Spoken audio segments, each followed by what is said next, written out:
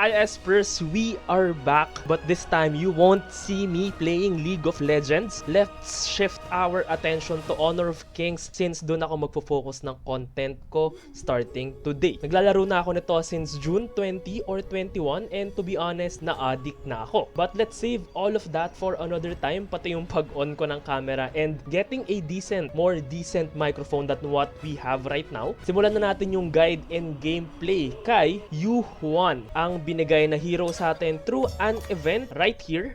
Get Yuhuan for free. This started last July 15 pa and baka yung iba sa inyo hindi pa siya nakukuha since malaki-laki yung token na bigay when you team up with your friends. So kahit ayain nyo sila mag-normal game starting today para sana makahabol kayo since this event lasts only until July 22. And by logging in today, you'll get her limited skin for free which is yung flying Apsaras. So we'll be playing Yuhuan in the jungle kahit na intended siya for the mid lane. But before we begin our guide and gameplay, papakita ko lang sa inyo yung arcana and equipment na bala kong i-build. So starting off with Rune Blade, pretty self-explanatory na to. Our hero deals magic damage kaya ito ang choice natin for our jungling item. Boots of Tranquility to shorten our cooldown. Remember na 40% lang ang cap ng cooldown reduction and we won't be building any other items that has CD reduction, so it's better to build it immediately. This will strengthen our poke since yun yung pinaka bread and butter ni Yuhuan. Now for our core items, Stabs of Sorcery, Yuhuan will benefit from this passive immensely since yung first skill natin involves us dealing basic attack after casting it, so why not enhance it with the passive nga of this item. Bibigyan rin tayo niyan ng max mana and health plus movement speed, all of which are essential during our gameplay sa kanya. Now, Savant's Rat is here to just provide us with raw magical attack stat, while the last two items, Ogre's Word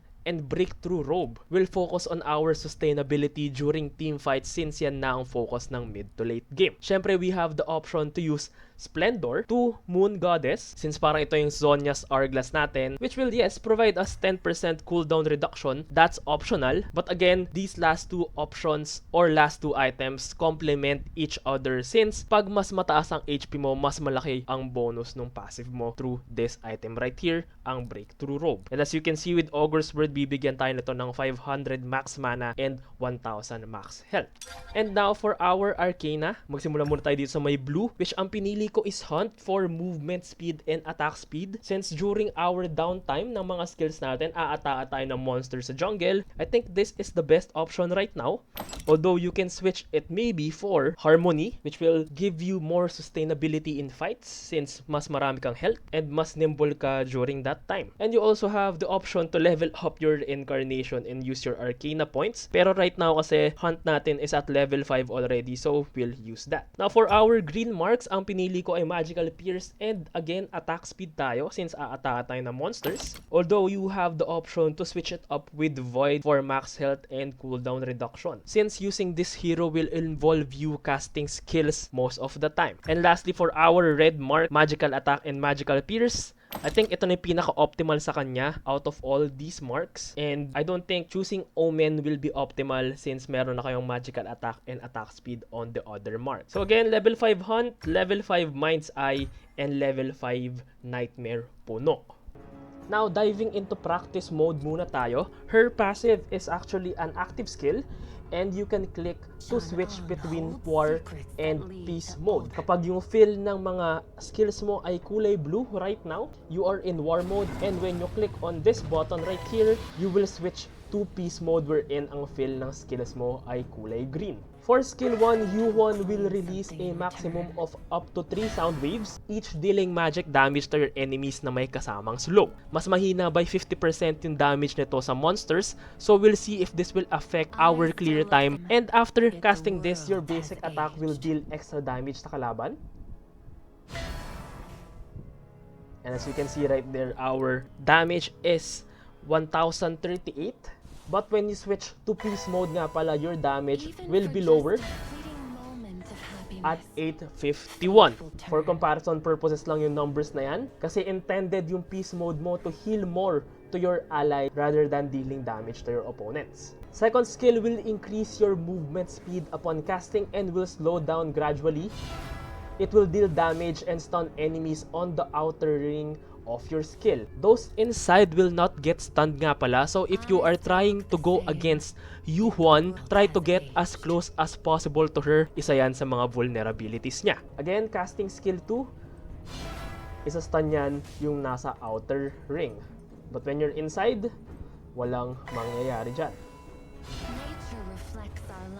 Gamitin nyo yung movement speed na bigay nitong skill na to in order to position yourself better during team fights or when poking. Her ultimate lastly will make you play her instrument, rendering you untargetable and will remove any crowd control effects on you. Kaya optional lang talaga yung pag-build ng Splendor sa kanya kasi dito pa lang sa skill nyo or sa ultimate, untargetable ka na for some time. After casting, she will restore a portion of her health, dealing damage in an area around her and healing your teammates. Now, before we dive into our gameplay, don't expect for her to be able to burst down an enemy. She excels in longer team fight, kaya naman go with items that give health. And the longer the team fight, mas malaki yung contribution niya. You are the jungler.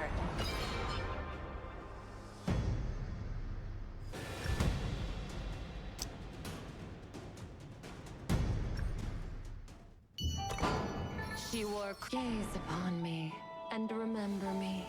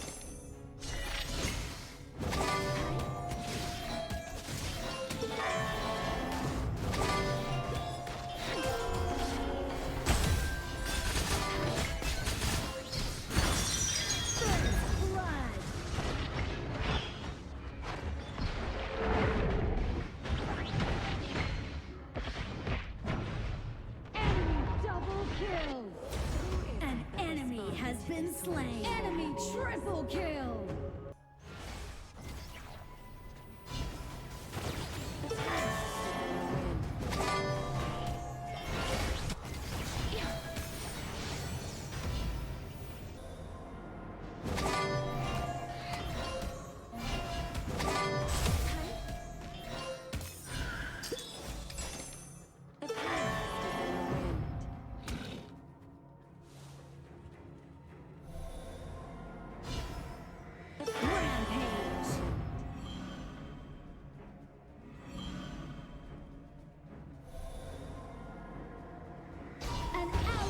Been slain.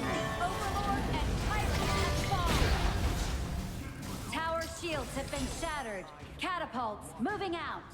Unstoppable. Once things fade, they become eternal.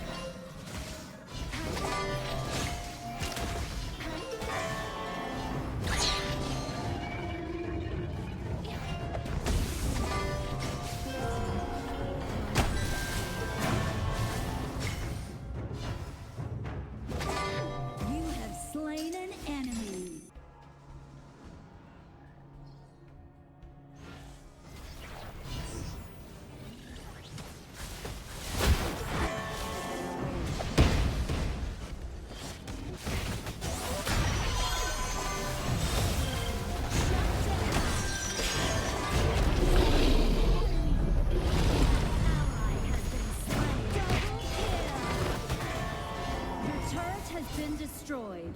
An enemy has been slain. Double kill.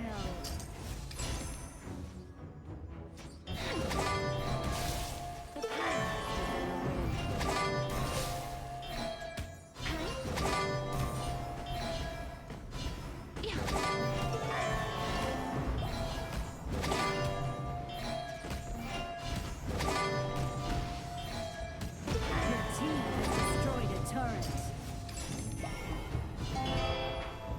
Everyone is a part of history.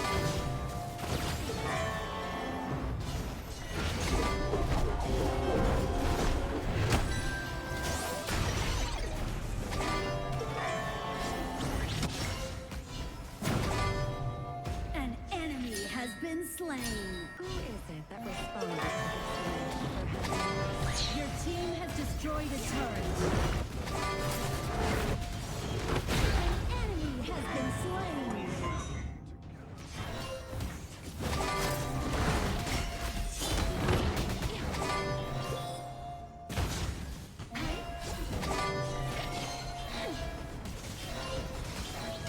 Killing spree. Your team has destroyed a turret. Shut down. Rampage. Double kill. Awesome.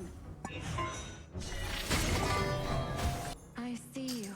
Colors you left behind.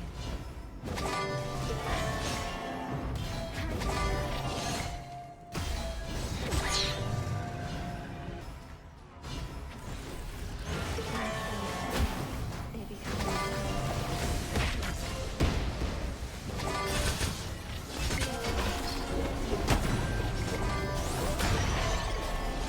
An enemy has been slain. Double kill. Amazing. Fabulous.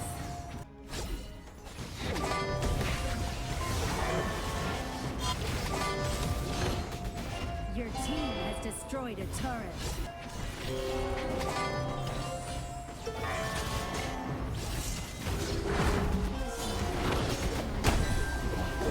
Shut down.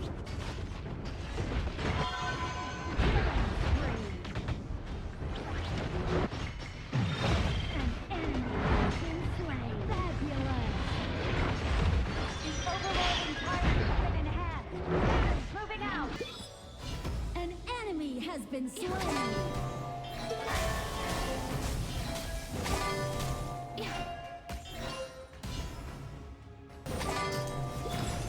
An ally has been slain.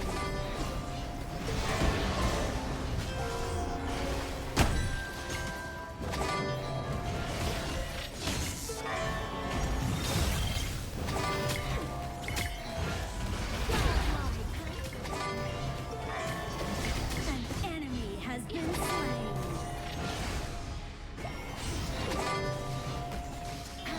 Your team has destroyed a turret.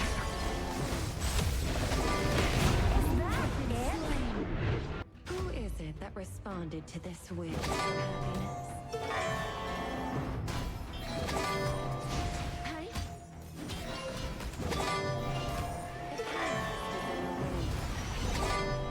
Legendary. Shut down.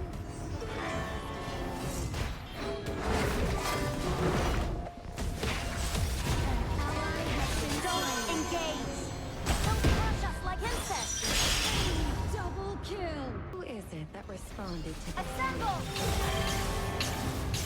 Copy that. An enemy has been slain. Retreat. Fabulous.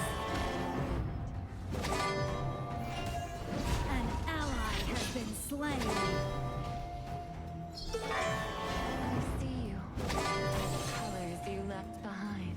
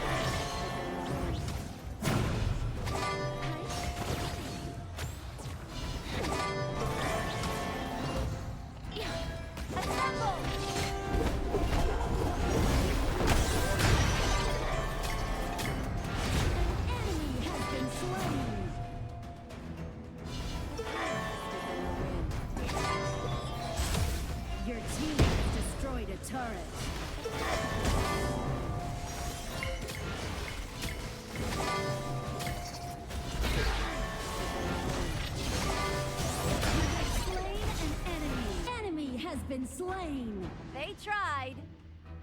Killing spree. Once things fade, they become eternal.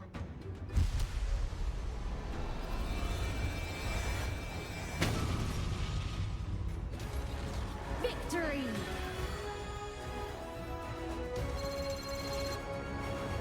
I think during our first game with Yuhuan, nakita talaga natin yung weaknesses and strengths nitong champion na to. She is very annoying, yes, knowing that her second skill will give her movement speed. You can weave in and out during a fight in order to stun enemies sa may outer ring, and you can easily evade projectiles when you time it correctly. I don't think ire-recommend ko siya sa jungle, even though her clear time is evidently strong kasi sa ordinary monsters lang yun. Mahihirapan kasi kayo i-secure yung Tyrant and Overlord just like in one part of our game. Syempre, depende pa rin naman yon sa champion sa pipiliin ng teammates mo, but be sure to complement them. When playing with her, be sure to hit your basic attack after casting your first skill, and I believe hindi ko masyado ginamit yung peace mode sa larong to, knowing that I'm part of the damage contribution during the team fights. I think that's one part na dapat kong malaman when to use peace mode properly. But that's Yuhuan. Nakaabot naman tayo ng Silver Mage. Know your ins and outs sa champion na to. Again, kailangan nyo makatagal sa team fight in order to do well. As much as possible, kailangan nyo ng crowd control either sa crash lane or yung support ninyo para naman mas matulungan pa yung champion na to. Don't forget to like, share, and subscribe. And you can use my partner's project code below para naman matulungan yung channel na tong mabuhay ulit. Tsaka mabigyan ako ng, hopefully, Legend Skin Selection Pack. I'll be seeing you on the next video, Espers.